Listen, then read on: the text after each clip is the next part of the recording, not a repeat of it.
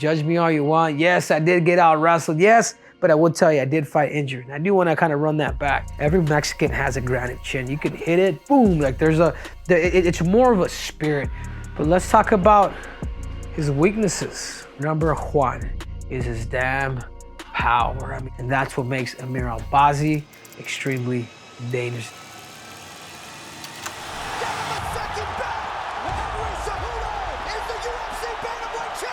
My name is Triple C. I am the greatest combat athlete of all time. What's up, everybody? Welcome to this episode of Tell the Tape. I'm your host, Cejudo, aka Triple C. And on today's episode, I'm going to be breaking down Brandon Moreno versus my brother from another mother. I call him the beast of the Middle East. I'm talking about Amir Albazi. But this episode wouldn't be possible without our sponsors. That's right, I'm talking about Sticker Mule. Whether you guys like coasters, you guys like stickers, they got you covered. They will custom make, whether it's your anniversary, whether it's Halloween that's coming up, Christmas, they can do whatever it is that you want. So you guys make sure to go to stickermule.com and get it sticky. Here we are, Brandon Moreno, record 21-8-2 versus Amir Albazi, 17-1. Amir Albazi, I want to know, I don't think he's ever lost in the UFC. I really don't. So one of his losses must have come. I'm surprised I'm actually a bit surprised that he has this many fights. You know, 5 KOs. You think Moreno's KO'd a lot more people, but not really. 5 decisions, and this is where he's tricky. This is where he's best at. I've had a chance to train with Moreno for a couple years. You know, he was my training partner before everything went sour. Before he decided to train with my nemesis. That's right, Joseph Benavidez. And I was able to help Davis Figueiredo to eventually beat him. So anyhow, who knows, guys? Maybe there's a potential fight between me and him in the future.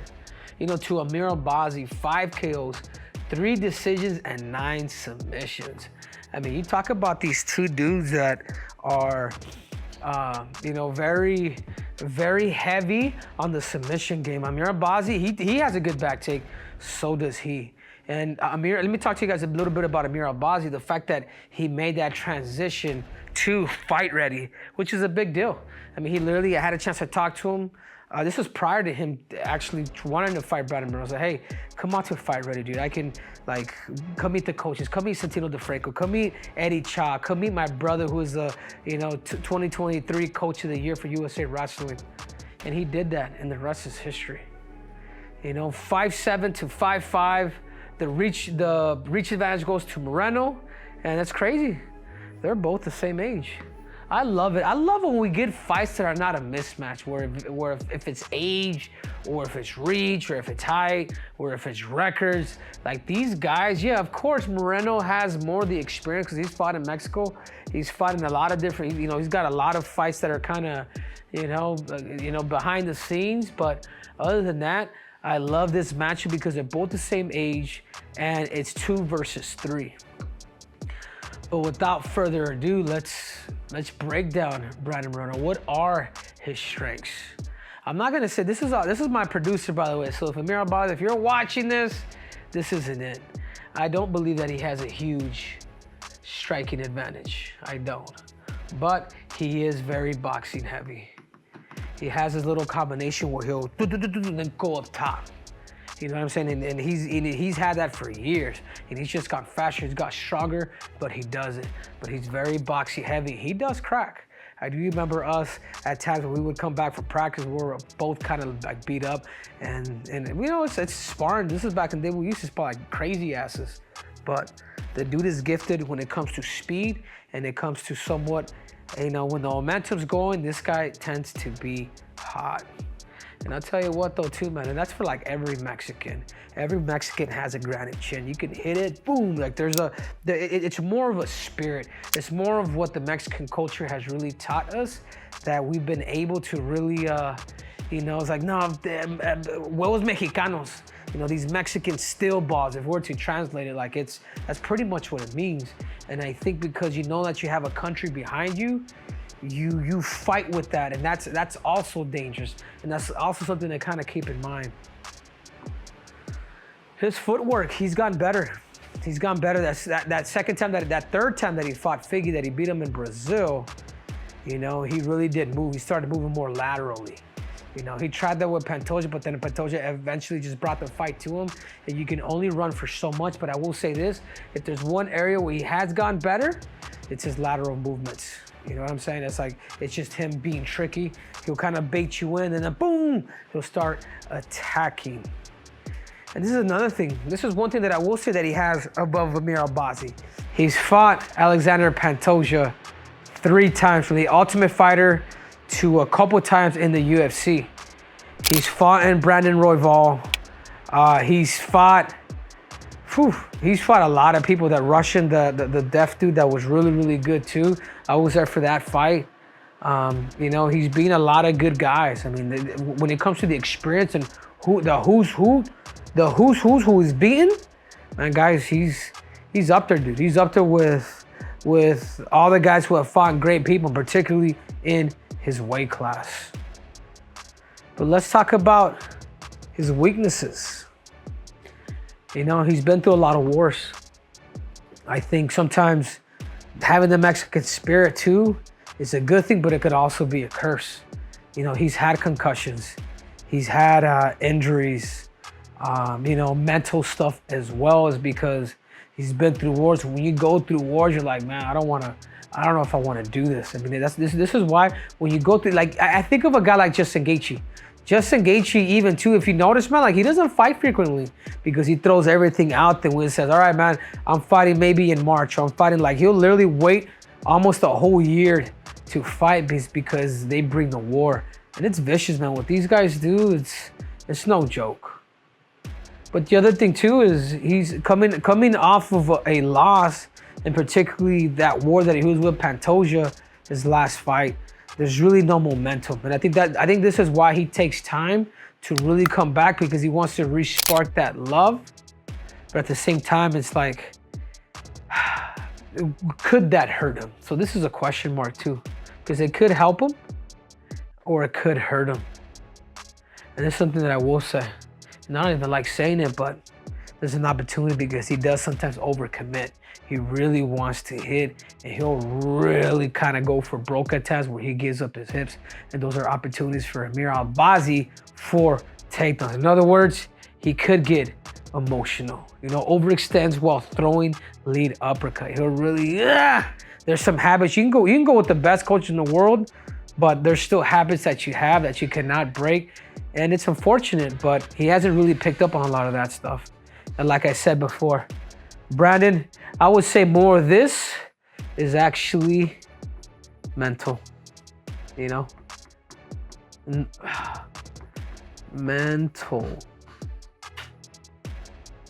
You know, sometimes your mentality too, sometimes because there is a love-hate relationship with the sport, it also could lead to injuries. There's a lot of fighters like that. You know what I'm saying? There's a lot of people that have a relationship with the sport. And sometimes, you know, you got to find those motivations, because sometimes if you're not in it 100%, that causes you to not be stable, and next you know it, something goes out. But without further ado, let's talk about my brother, the beast from the Middle East. I'm talking about Amir Albazi. I mean, he has a huge grappling advantage, in my opinion, and particularly moving to fight-ready MMA. Again, guys, judge me all you want. Yes, I did get out-wrestled. Yes, but I will tell you, I did fight injured. And I do want to kind of run that back. But that being said, he has a lot of wrestling partners. And once you come here, once you get like the nitty-gritty and understand how to defend certain takedowns, it changes the freaking game. You know, that's one thing that Amir Albazi does have, and particularly now that he has in his back pocket, is his takedowns. Impressive cardio. I mean, impressive cardio. We saw that fight with Kai Kara-France, that he was able to go 5 rounds. I mean, Kai Kara-France is an experienced 125er, but Amir Albazi has proven that he can go against the best and actually beat them. And he was able to squeak that win against a guy like Kai Kara-France, but it lets you know that he could go 5 rounds. And I will say this, that vicious right uppercut that he caught Alessandro from Mexico, boom. It was crazy, dude. It was crazy. I mean, this dude, there's one thing I think his greatest gift is his power. At 125 pounds, I'm putting this at number one. Number one or number one is his damn power. I mean, this dude for the flyweight, like you can tell he's a stature, man. Like I just saw him today. He's getting ready to take off to Canada, and he's bulky, dude. He's a perfect flyweight. I mean, he's got the lean muscle, but he's got the big shoulders and those heavy hips. And he's a little shorter too, so a lot more compact. So when guys like that are able to crack you, they produce a lot of power. And the other thing too is, this is an advantage for him. He hasn't sustained much damage like a guy like Brandon Moreno. His toughest fight was against Kai Kara-France. You know, and Kai Kara-France, you know, if that's his toughest fight, then that might be a good thing. The cool thing about it is he went 5 rounds, but he hasn't gone through the wars like Brandon has with Pantoja. He hasn't gone through the wars like Brandon has with Royval, and he got beat up on that one too. So what I'm saying is this guy is smart. Every time I see him at practice, he always has his headgear on, and that's what makes Amir Albazi extremely dangerous. He's safety first, and he comes to the fight healthy, and he's to go out there, he's to give it everything that he has. But without further ado, guys, I'm not gonna go over Amir because we have a particular game plan, so I do not wanna let you know the weaknesses that Amir Albazi has, but I will go to the stats. Yeah, here we have it. Brandon Moreno, strikes landed per minute, 3.87. Versus a guy like Amir Albazi, strikes landed per minute, 2.80. He's a lot more patient, and when he cracks, he cracks. With advantage on the amount of the activity is Brandon. He brings in that Mexican style. He's not here to play. Strikes absorbed per minute, and because he throws less, his defense is different. What about the takedown accuracy? Yeah, the takedown accuracy. You know, Moreno has more fights. He will attempt takedowns. He will go for takedowns whenever it is that he actually needs it. And he showed that against that fight when I was in the corner of Davison Figueiredo. Takedown defense. Okay. We want to give it to him for now, but do not underestimate this dude's takedown defense. He's gotten so much better. And then submission average. I mean, the reason why I kind of like this stats is because he hasn't fought in a minute, and neither has he really. It's been a minute too. But this is the area where Amir Albazi has made the transition to another team. So how much better is he now in this area? The takedown accuracy and the takedown defense. I mean, overall, guys, I will say this. You know, people will say I'm hating, which I am a little bit. You're not wrong. Brandon is tough. You know, he is tough. He is well-rounded. But there's a lot of things that in particular that he still does wrong since the beginning, since he started training, since I've known him.